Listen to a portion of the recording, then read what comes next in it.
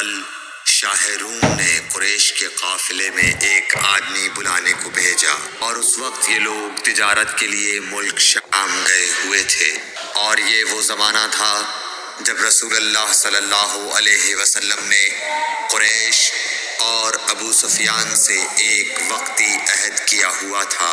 جب ابو سفیان اور دوسرے لوگ ہرقل کے پاس ایلیا پہنچے، جہاں ہرقل نے دربار طلب کیا تھا، اس کے گرد روم کے بڑے بڑے لوگ، علماء، وزراء و امراء بیٹھے ہوئے تھے۔ ہرقل نے ان کو اور اپنے ترجمان کو بلوایا، پھر ان سے پوچھا کہ تم میں سے کون شخص مدعی رسالت کا زیادہ قریبی عزیز ہے؟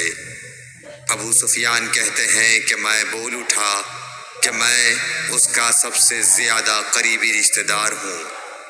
یہ سن کر ہرقل نے حکم دیا کہ اس ابو سفیان کو میرے قریب لا کر بٹھاؤ، اور اس کے ساتھیوں کو اس کی پیٹھ کے پیچھے بٹھا دو۔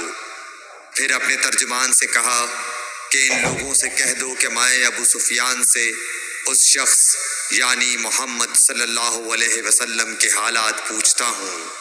اگر یہ مجھ سے کسی بات میں جھوٹ بول دے تو تم اس کا جھوٹ ظاہر کر دینا۔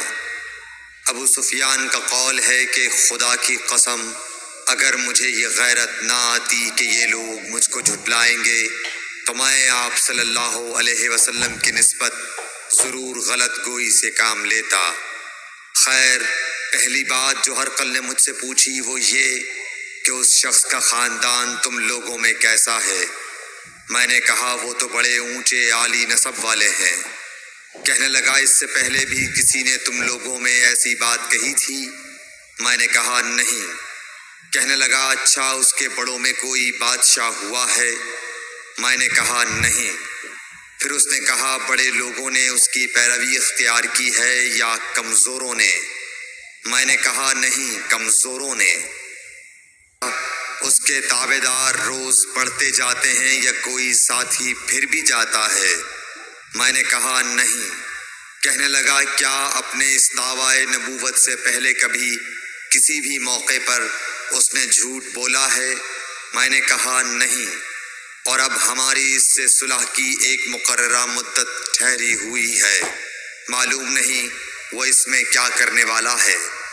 ابو سفیان کہتے ہیں میں اس بات کے سوا اور کوئی جھوٹ اس گفتگو میں شامل نہ کر سکا۔ ہرقل نے کہا کیا تمہاری اس سے کبھی لڑائی بھی ہوئی ہے؟ ہم نے کہا کہ ہاں۔ بولا پھر تمہاری اور اس کی جنگ کا کیا حال ہوتا ہے؟ میں نے کہا لڑائی ڈول کی طرح ہے، کبھی وہ ہم سے میدان جنگ جیت لیتے ہیں اور کبھی ہم ان سے جیت لیتے ہیں۔ ہرقل نے پوچھا وہ تمہیں کس بات کا حکم دیتا ہے؟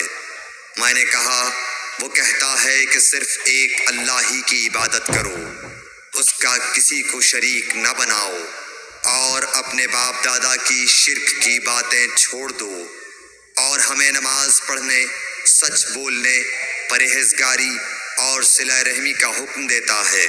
یہ سب سن کر پھر ہرقل نے اپنے ترجمان سے کہا کہ ابو سفیان سے کہہ دے کہ میں نے تم سے اس کا نسب پوچھا تو تم نے کہا کہ وہ ہم سے عالی نسب ہے، اور پیغمبر اپنی قوم میں عالی نسب ہی بھیجے جایا کرتے ہیں۔ میں نے تم سے پوچھا کہ دعویٰ نبوت کی یہ بات تمہارے اندر اس سے پہلے کسی اور نے بھی کہی تھی؟ تو تم نے جواب دیا کہ نہیں۔ تب میں نے اپنے دل میں کہا کہ اگر یہ بات اس سے پہلے کسی نے کہی ہوتی تو میں سمجھتا کہ اس شخص نے بھی اسی بات کی تقلید کی ہے جو پہلے کہی جا چکی ہے۔ میں نے تم سے پوچھا کہ اس کے بڑوں میں کوئی بادشاہ بھی گزرا ہے؟ تو تم نے کہا کہ نہیں۔ تو میں نے دل میں کہا کہ ان کے بزرگوں میں سے کوئی بادشاہ ہوا ہوگا تو کہہ دوں گا کہ وہ شخص اس بہانے اپنے آباء و اجداد کی بادشاہت اور ان کا ملک دوبارہ حاصل کرنا چاہتا ہے۔ اور میں نے تم سے پوچھا کہ اس بات کے کہنے یعنی پیغمبری کا دعویٰ کرنے سے پہلے تم نے کبھی اس کو دروغ گوئی کا الزام لگایا ہے؟ تم نے کہا کہ نہیں۔ تو میں نے سمجھ لیا کہ جو شخص آدمیوں کے ساتھ دروغ گوئی سے بچے وہ اللہ کے بارے میں کیسے جھوٹی بات کہہ سکتا ہے۔ اور میں نے تم سے پوچھا کہ بڑے لوگ اس کے پیرو ہوتے ہیں یا کمزور آدمی؟ تم نے کہا کمزوروں نے اس کی اتباع کی ہے، تو دراصل یہی لوگ پیغمبروں کے متبعین ہوتے ہیں۔ اور میں نے تم سے پوچھا کہ اس کے ساتھی بڑھ رہے ہیں یا کم ہو رہے ہیں؟ تم نے کہا کہ وہ بڑھ رہے ہیں، اور ایمان کی کیفیت یہی ہوتی ہے حتیٰ کہ وہ کامل ہو جاتا ہے۔ اور میں نے تم سے پوچھا کہ آیا کوئی شخص اس کے دین سے ناخوش ہو کر مرتد بھی ہو جاتا ہے؟ تم نے کہا نہیں۔ تو ایمان کی خاصیت بھی یہی ہے، جن کے دلوں میں اس کی مسرت رچ بس جائے وہ اس سے لوٹا نہیں کرتے۔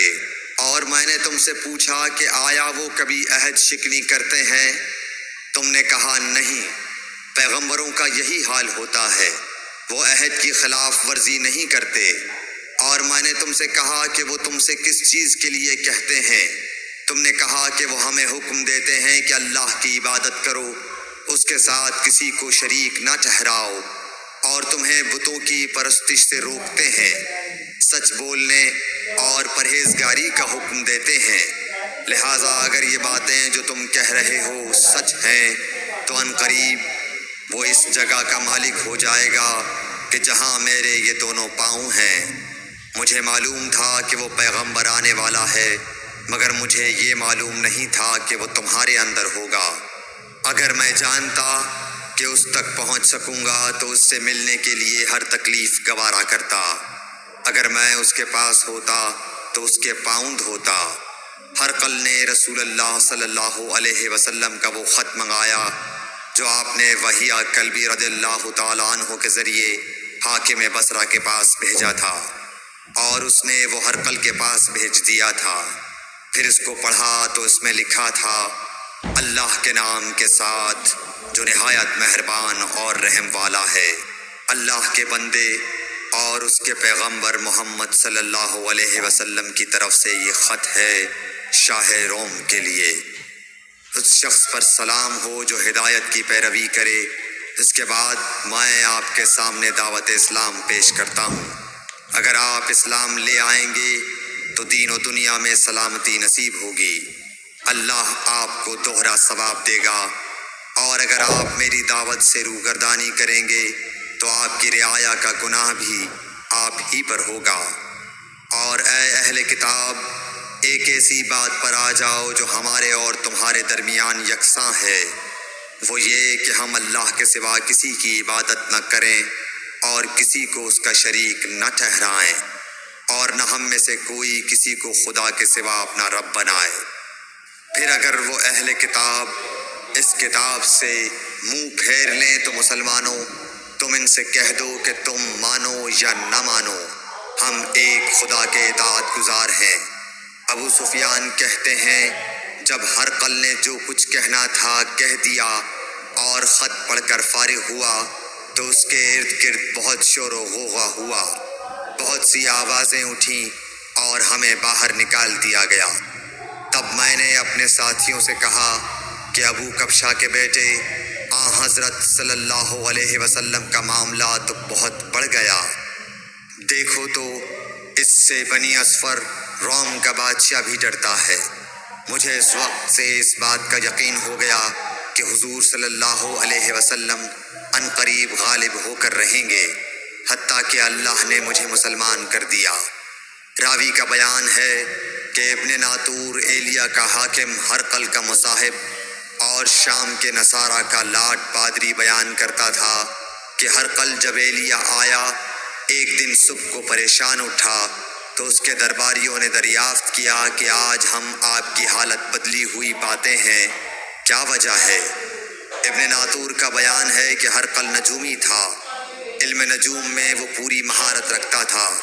اس نے اپنے ہم نشینوں کو بتایا کہ میں نے آج رات ستاروں پر نظر ڈالی تو دیکھا کہ ختنہ کرنے والوں کا بادشاہ ہمارے ملک پر غالب آ گیا ہے۔ بھلا اس زمانے میں کون لوگ ختنہ کرتے ہیں؟ انہوں نے کہا کہ یہود کے سوا کوئی ختنہ نہیں کرتا، سو ان کی وجہ سے پریشان نہ ہو۔ سلطنت کے تمام شہروں میں یہ حکم لکھ بھیجیے کہ وہاں جتنے یہودی ہوں سب قتل کر دیے جائیں۔ وہ لوگ انہی باتوں میں مشغول تھے کہ ہرقل کے پاس ایک آدمی لایا گیا جسے شاہ غسان نے بھیجا تھا۔ اس نے رسول اللہ صلی اللہ علیہ وسلم کے حالات بیان کیے۔ جب ہرقل نے سارے حالات سن لیے تو کہا کہ جا کر دیکھو وہ ختنہ کیے ہوئے ہے یا نہیں۔ انہوں نے اسے دیکھا تو بتلایا کہ وہ ختنہ کیا ہوا ہے۔ ہرقل نے جب اس شخص سے عرب کے بارے میں پوچھا تو اس نے بتلایا کہ وہ ختنہ کرتے ہیں۔ تب ہرقل نے کہا کہ یہی محمد صلی اللہ علیہ وسلم اس امت کے بادشاہ ہیں جو پیدا ہو چکے ہیں۔ پھر اس نے اپنے ایک دوست کو رومیہ خط لکھا اور وہ بھی علم نجوم میں ہرقل کی طرح ماہر تھا۔ پھر وہاں سے ہرقل حمص چلا گیا۔ ابھی حمص سے نکلا نہیں تھا کہ اس کے دوست کا خط اس کے جواب میں آ گیا۔ اس کی رائے بھی حضور صلی اللہ علیہ وسلم کے ظہور کے بارے میں ہرقل کے موافق تھی کہ محمد صلی اللہ علیہ وسلم واقعی پیغمبر ہیں۔ اس کے بعد ہرقل نے روم کے بڑے آدمیوں کو اپنے حمص کے محل میں طلب کیا اور اس کے حکم سے محل کے دروازے بند کر لیے گئے۔ پھر وہ اپنے خاص محل سے باہر آیا اور کہا، اے روم والو، کیا ہدایت اور کامیابی میں کچھ حصہ تمہارے لیے بھی ہے؟ اگر تم اپنی سلطنت کی بقا چاہتے ہو تو پھر اس نبی صلی اللہ علیہ وسلم کی بیعت کر لو اور مسلمان ہو جاؤ۔ یہ سننا تھا کہ پھر لوگ وحشی گدھوں کی طرح دروازوں کی طرف دوڑے مگر انہیں بند پایا۔ آخر جب ہرقل نے اس بات سے ان کی یہ نفرت دیکھی اور ان کے ایمان لانے سے مایوس ہو گیا تو کہنے لگا کہ ان لوگوں کو میرے پاس لاؤ۔ جب وہ دوبارہ آئے تو اس نے کہا، میں نے جو بات کہی تھی اس سے تمہاری دینی پختگی کی آزمائش مقصود تھی، سو وہ میں نے دیکھ لی۔ تب یہ بات سن کر وہ سب کے سب اس کے سامنے سجدے میں گر پڑے اور اس سے خوش ہو گئے۔ بالآخر ہرقل کی آخری حالت یہی رہی۔ صحیح بخاری حدیث نمبر 7۔